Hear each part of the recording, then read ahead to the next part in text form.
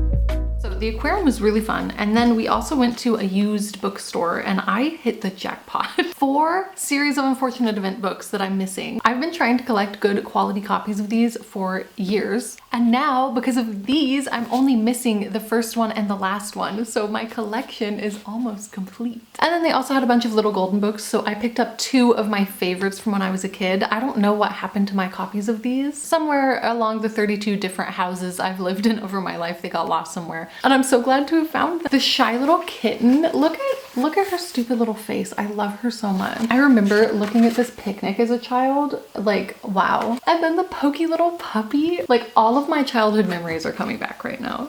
Anyways, this is a wonderful trip to the bookstore. As far as readathon updates, we did get the new weekly significator, and it is the Two of Coins. This card art is based on the bear mother from Haida mythology from the Pacific Northwest. It represents the skill needed to balance opposing forces in life: multitasking, balance, choice, and flexibility. And the reading challenge for this is a book where a character has to make a big decision, which again, I'm not sure, but I'm going to assume that the familiar, like what kind of book would it be if the main character wasn't making some kind of decision? So currently the familiar should be fulfilling the decision and the mystery challenges. And then as far as the Page of Coins, which we drew last time, I decided it's supposed to be the shortest book on your TBR. I'm gonna focus on my 2025 must-reads list as my TBR because these are like the priority right now. And the shortest book on this list currently is Ring by Koji Suzuki, which is of course the horror novel that The Ring is based on. I'm really, really excited to read it. And hopefully it could probably also fit for the decision significator.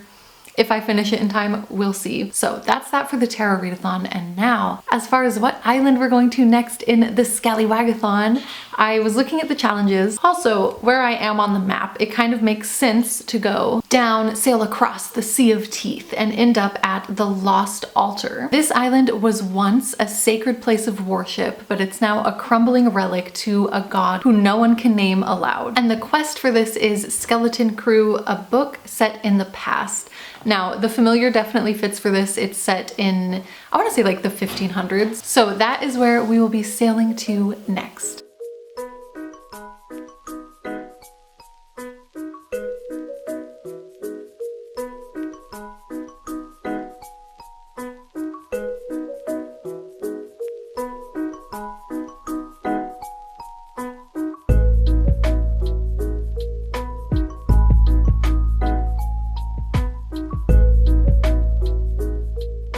So my big task for the day, which I've been putting off for a very long time, is I need to organize my desk. It's a mess. I just ordered this monitor stand that has some shelves and drawers and stuff in it. So hopefully we can get this a little bit cozier.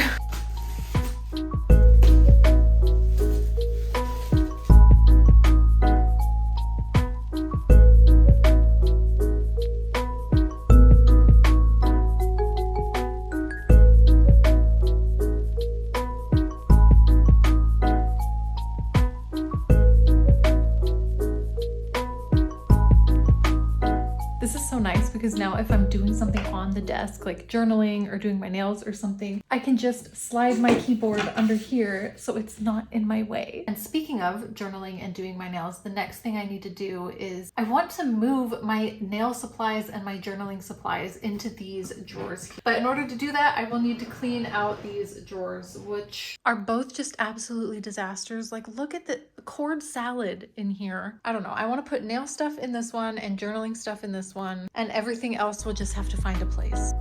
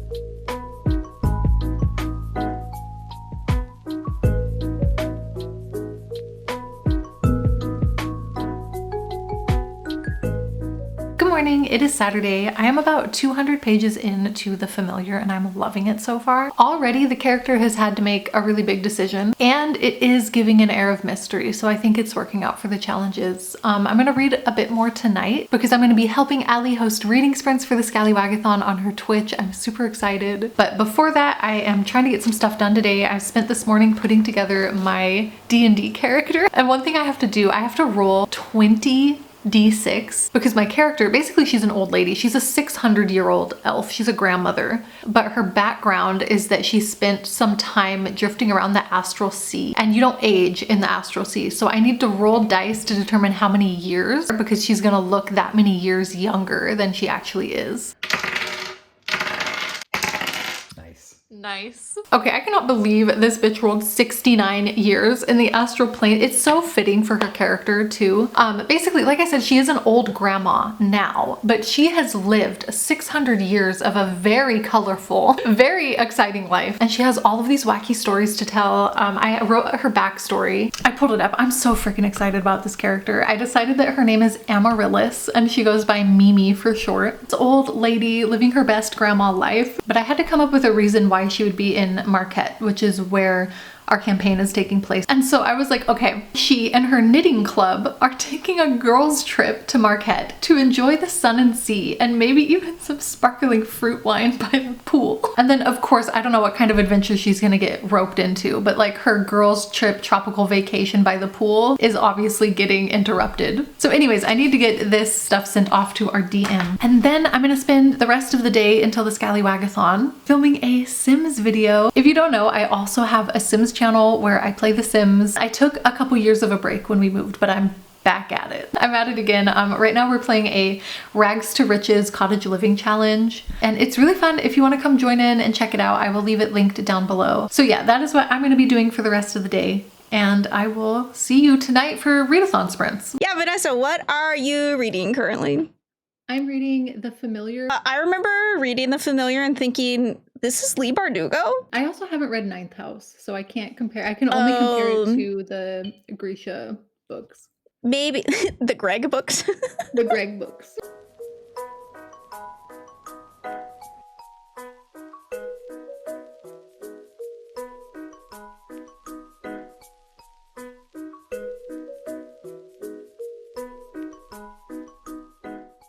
The reading sprints were so fun. I got a good chunk of The Familiar read.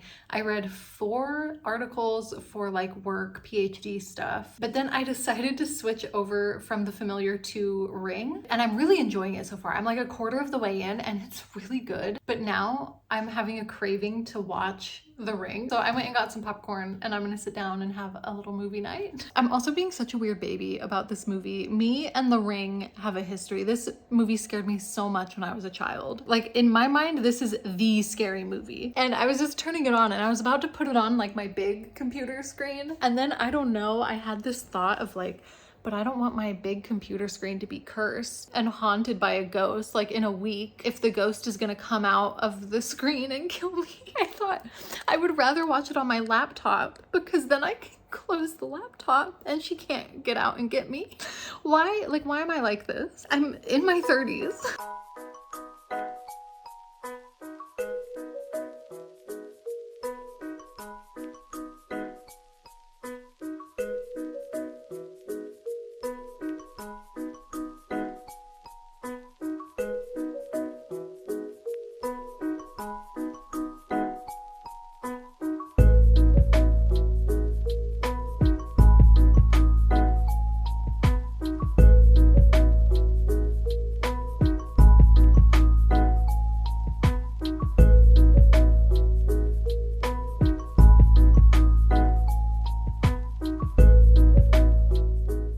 So I finished Ring, and I have to say I really enjoyed reading this and watching the movie again. And honestly, I was kind of shocked because I don't know why I had it in my head that the American movie was like a really shitty adaptation. It like had nothing to do with the original book beyond the basic idea of a videotape. And I was actually surprised to see that even though they made these huge changes that make it seem like a completely different thing, like obviously they changed it from a Japanese setting to an American setting, and they gender swapped a lot of the characters. Like in the book, it's about a man, and and the movie is about a woman. Even though these big, huge things have changed, so many little details were like really thoughtfully interpreted. And the big things that they did change were actually changes that I thought made so much sense and were totally necessary, and like thank God the movie changed them, honestly. So yeah, this shocked me. I don't know why I had like a bad reputation for this movie, but honestly I think, and I'm guessing here, I don't know, I haven't researched this, but it really, to me now, it seems like whoever made this movie did it really thoughtfully and with like a lot of love and care for the story that came from the book. Now the book itself, I have huge mixed feelings on. Like there's a part of me that loved this. It was so good. I had so much fun. One of the best things I've ever read. But then there's another part that was like, this book was fully disgusting. There is so much misogyny and sexual violence, and there's even a plot point, I don't want to get into spoilers, but there's a plot point that revolves around like gender and reproductive biology that leads to some pretty like transphobic comments and thoughts from the characters, as well as like violently misogynistic thoughts. And I don't know if it was all a critique, because there are definitely some things that really came off as a critique of like,